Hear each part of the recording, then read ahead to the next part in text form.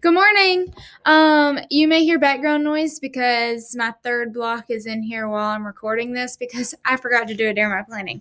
So, today's bell ringer is whom would you choose as a friend? Why? Who would you like your brother or sister have as a friend? Why? Which of these people would make the best teacher? Why? And which of these people would get your vote for president of the United States and why? So look at the picture posted of the different kinds of people and put your answer. So in read first, you can see our standards and objectives and do the bell ringer. And so then I ask the questions, how comfortable are you with your bell ringer choices?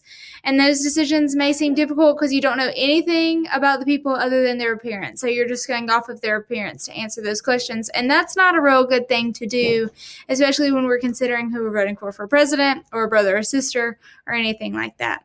So in order to make an informed decision, you need more information.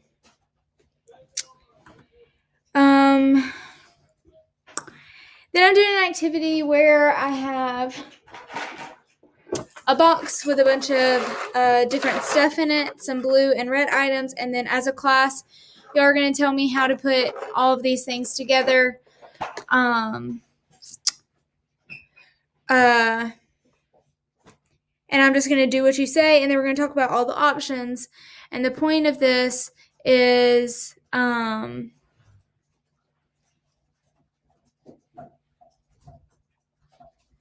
what information is relevant and what information is not relevant. So in the box, there are things that aren't relevant, like this pen. What does the pen do to attach items together? Nothing.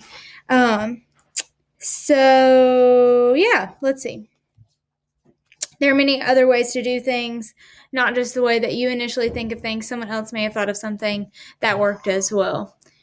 Having having the knowledge to recognize what is important and what doesn't fit a solution helps us make good decisions. One must have relevant facts and ignore the information that is unrelated.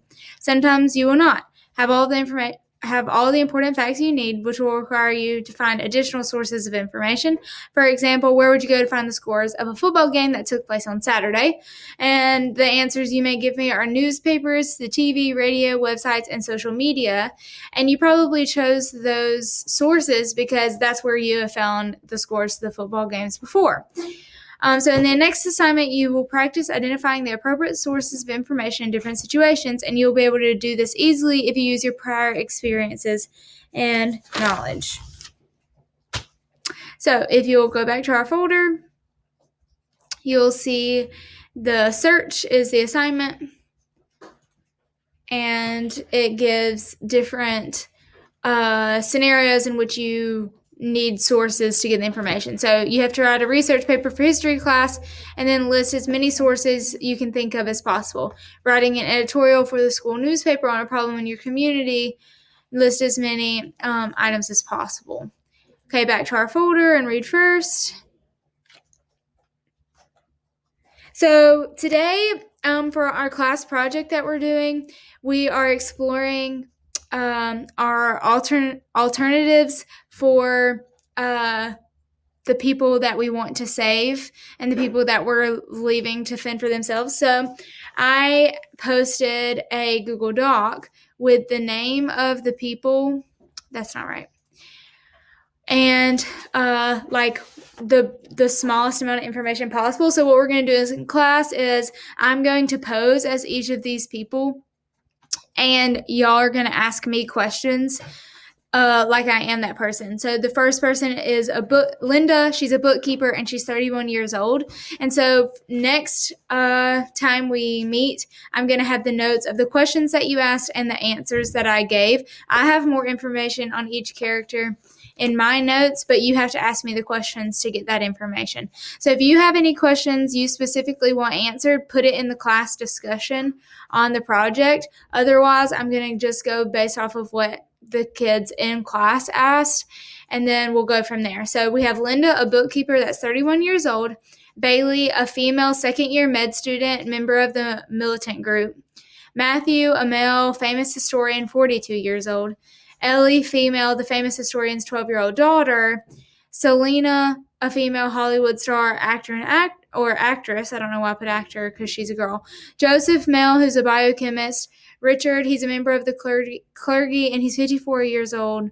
Kim, an Olympic athlete in track and field, world-class triathlete. And Drake, who is a college student. And then we have Mitchell, who's a firefighter.